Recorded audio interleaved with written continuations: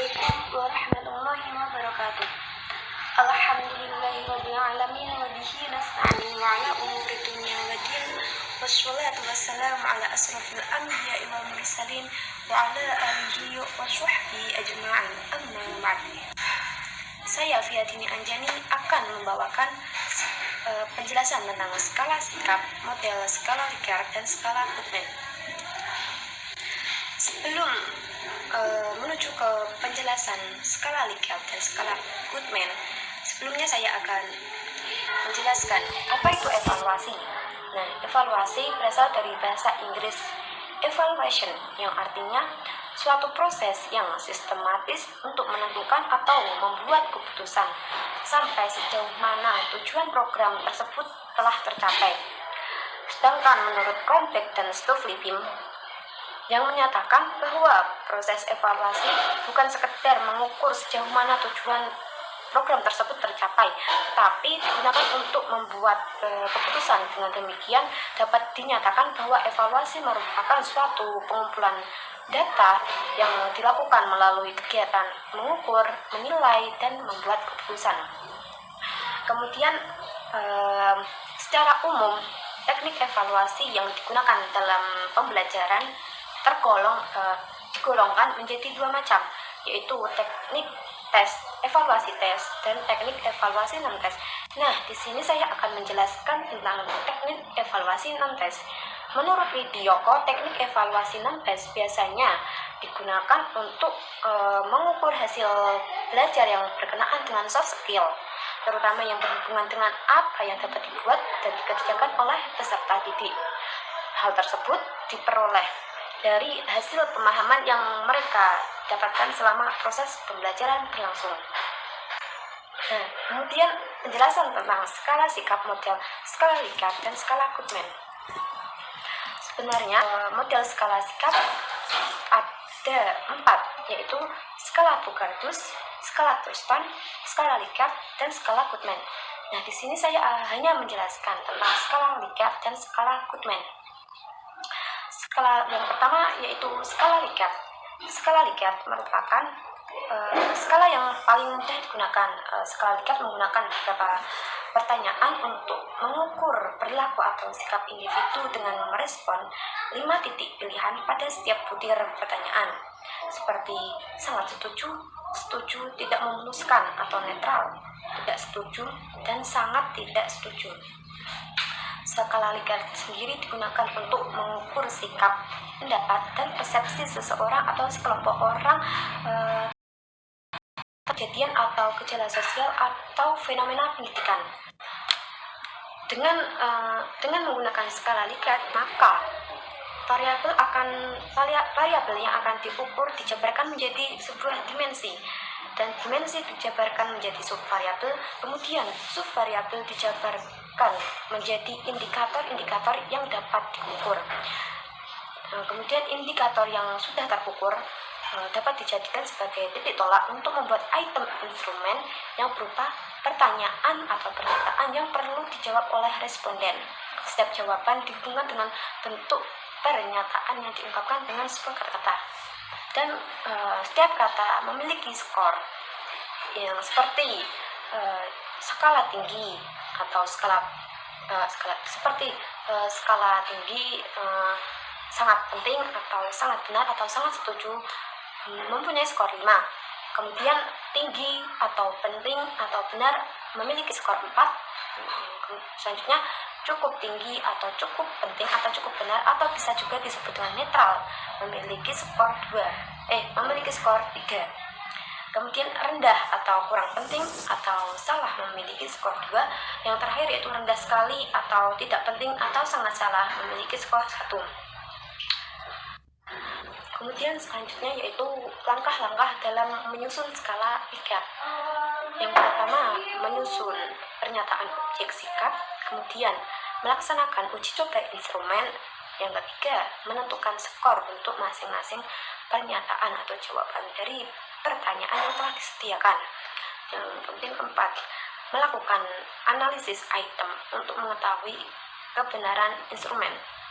Nah, contoh skala sikap model skala Likert sendiri bisa dicontohkan dalam dua bentuk, yaitu dalam bentuk checklist dan dalam bentuk pilihan ganda. Contoh-contoh tersebut sudah tertera dalam PowerPoint yang saya sajikan. Contoh pernyataan dalam bentuk checklist dapat disajikan dengan sebuah tabel yang di situ memuat pertanyaan, kemudian di tabel berikutnya atau di sebelah pernyataan atau pertanyaan tersebut ada kata-kata jawaban tersebut seperti sangat setuju, tapi di situ biasa digunakan singkatan dari kata-kata tersebut seperti SS sangat setuju, S setuju, CS cukup setuju, TS tidak setuju, dan STS sangat tidak setuju. Nah, dari pernyataan jawaban tersebut sudah diberikan skor masing-masing seperti yang saya jelaskan tadi. Kemudian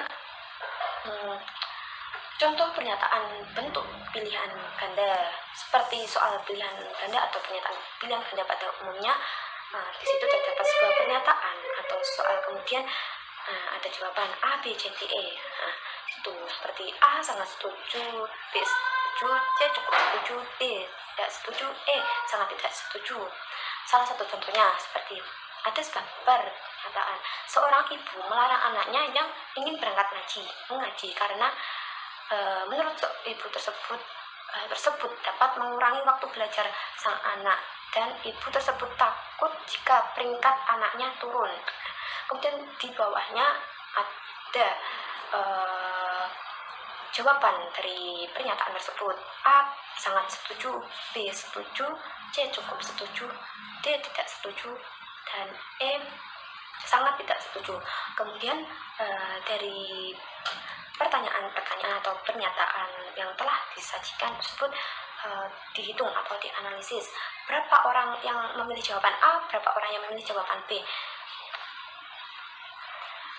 Kemudian yang selanjutnya yaitu skala Goodman. Skala Goodman dikembangkan oleh Louis Goodman. Skala Goodman merupakan skala kumulatif, yaitu skala yang menginginkan tip jawaban tegas seperti jawaban benar salah, ya tidak, pernah atau tidak pernah, positif, negatif, tinggi, rendah, baik, buruk, dan masih banyak lagi. Skala Goodman sendiri mengukur suatu dimensi saja dari suatu variabel yang multidimensi.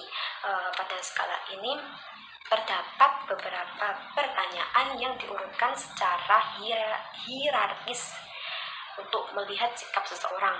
Data yang diperoleh dapat berupa data interval dan rasio dikotomi atau dua alternatif yang berbeda.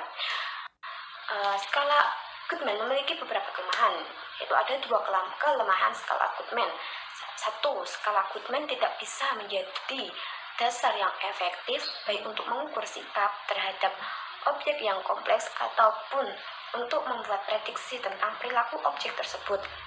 Yang kedua yaitu satu skala bisa mempunyai dimensi tunggal atau satu kelompok, tetapi jika ganda untuk kelompok lain, atau berdimensi satu untuk satu waktu dan mempunyai dimensi ganda untuk waktu yang lain dengan responden yang lain.